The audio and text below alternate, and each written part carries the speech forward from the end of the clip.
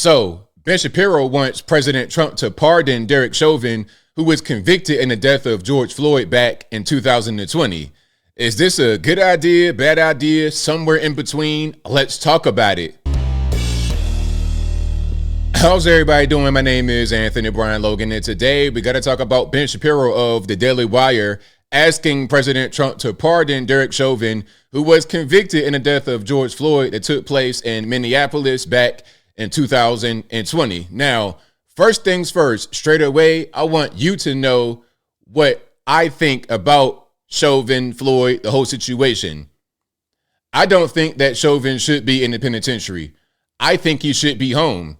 I don't think he caused George Floyd's death. I think George Floyd was on drugs, and unfortunately, that is what took his life. That's my opinion. You could agree, disagree. It doesn't really matter. It's totally fine. But I want you to know where I stand first and foremost. However, I don't think what Ben Shapiro is talking about makes a lot of sense. I don't understand why he would do this right now. You're placing this political nuke, political football nuke, right in the lap of President Trump as soon as he begins his term. Why would you do that? I don't understand. Even if he does what you want him to do, that's not going to free Derek Chauvin because he has state and federal charges. Before I get into that, let's look at Ben Shapiro's video right here to see what he's talking about. Of course, I will link to this video in the box. If you're on IG, Facebook, etc., visit the link in the bio, go to the corresponding article on the website. But without further ado, let's go ahead and roll it. If we are issuing pardons, however, there is one person that President Trump should pardon from federal charges forthwith. It would be incredibly controversial, but I think that it's absolutely necessary. That person is Derek Chauvin. President Trump should, in fact, pardon Derek Chauvin. He should pardon him his federal charges. If we are talking about reversing the evils of the last several years in American life, obviously COVID and its handling was a massive evil. Destroyed the economy, set us on a path to fiscal insanity, destroyed children, led to massive health-related cover-ups, just horrifying all the way around. And President Trump has taken on a lot of those things. But when it came to BLM, the inciting event for the BLM riots that caused $2 billion in property damage in the United States and set America's race relations on their worst footing in my lifetime, was in fact the railroading of Derek Chauvin in the death of George Floyd.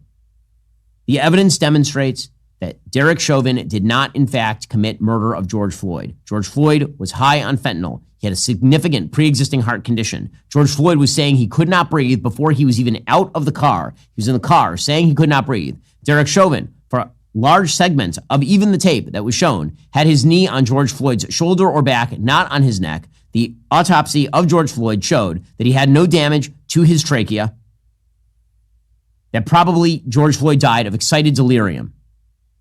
There were no accusations, even at trial, that Derek Chauvin had committed a hate crime against George Floyd or that he targeted George Floyd because of his race. Nonetheless, on the basis of extraordinarily scanty evidence, and despite the fact that there was massive pressure on the jury, that the mayor of Minneapolis paid a settlement to the George Floyd family immediately, that the president of the United States suggested that Derek Chauvin was guilty right off the bat, that the jurors were being openly threatened and admitted as much. Despite all of that, Derek Chauvin was convicted on federal charges and pled guilty to federal charges. Derek Chauvin should, in fact, be pardoned on that. We will be covering that a lot more in coming weeks because I think it is worthwhile to remember that there is a man who is rotting in prison because the media decided in the middle of 2020 that they were going to turn a tragic law enforcement stop that ended with the death of a man who had a significant problem with drugs and pre-existing health problems into the raison d'etre of the entire 2020 election. And it led to vast chaos. It led to, again, the destruction of racial comedy in the United States, $2 billion in property damage, and a guy rotting in prison who the evidence demonstrates certainly was not guilty beyond a reasonable doubt in that case. If we're going to talk about delivering pardons, President Trump, I think, should really seriously consider pardoning on federal charges. He can't pardon on state charges Derek Chauvin, who is convicted of the murder of George Floyd. As I say, we will be covering this pretty extensively in the coming weeks. Right now, you should go to pardonderek.com and sign our petition asking President Trump to grant justice to Officer Derek Chauvin. All right, so there you have it. Again, if you want to see that video info without me on it, links in the box or in the bio. But there's a lot I want to say. Now, I don't disagree with what Ben is saying as far as the way he was convicted and the fact that he did not commit murder against George Floyd. I don't disagree with that. But see, what I said from the beginning and what he said toward the end, that is part of the problem, but not the only problem with pardoning Derek Chauvin. First things first, he has state and federal charges. He has 22 and a half years on the state level and 21 on the federal level. So if you pardon the federal conviction, you still have the state conviction. And I'm sure the federal and state is being served concurrent, meaning at the same time. So if you're able to pardon the federal and he's still locked up on the state, the most you're going to have is about a year and a half off of your time. That's pretty much what it's going to be. At best, a year and a half off of your time.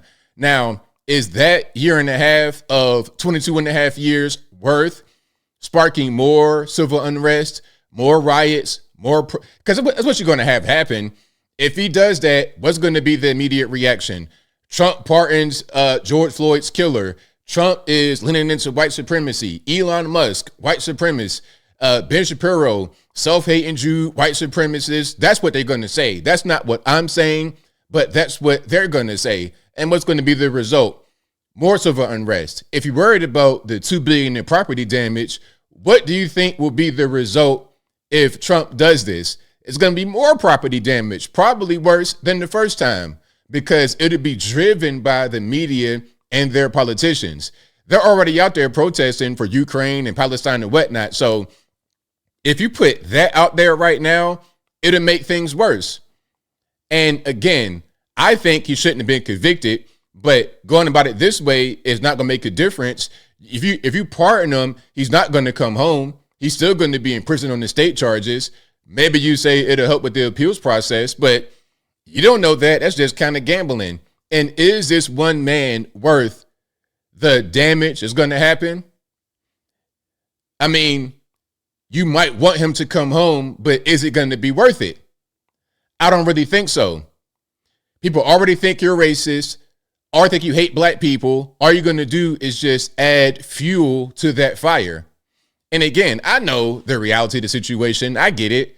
But normies don't understand. They're going to believe whatever they're told by the television. And it'll be easy to make this make sense to them.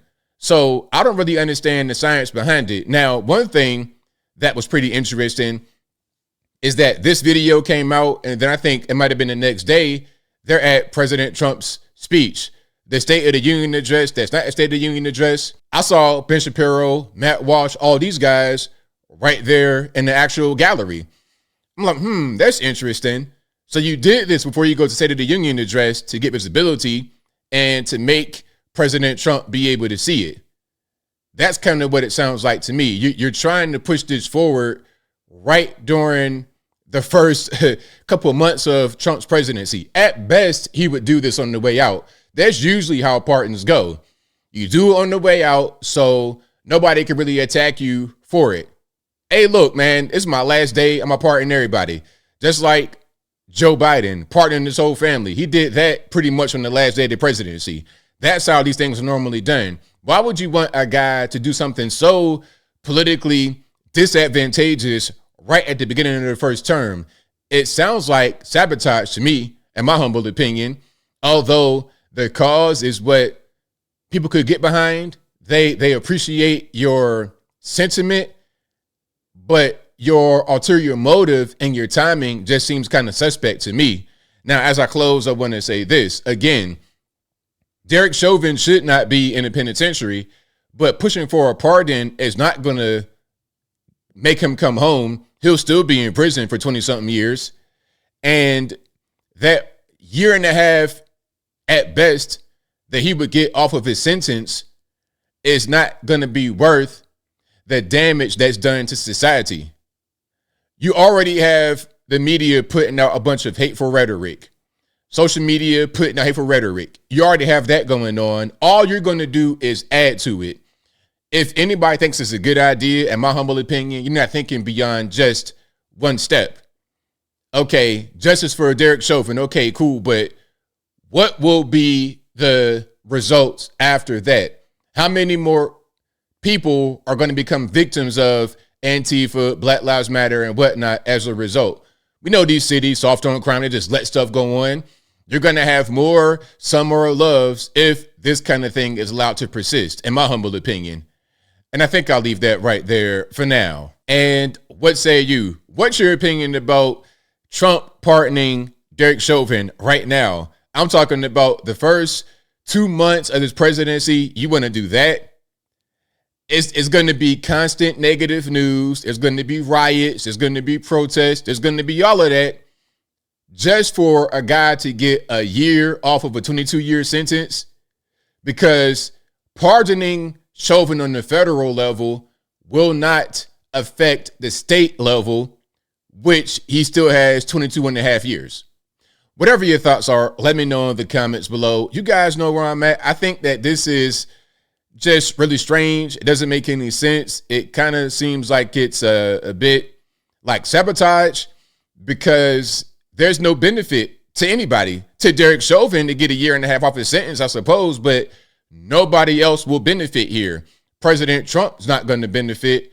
The community are not going to benefit, because there will be protests in black areas featuring a lot of white folks and black folks that are just continuing to destroy the area. The same thing happened in Minneapolis, Baltimore, Maryland, Ferguson, Missouri. That'll happen again.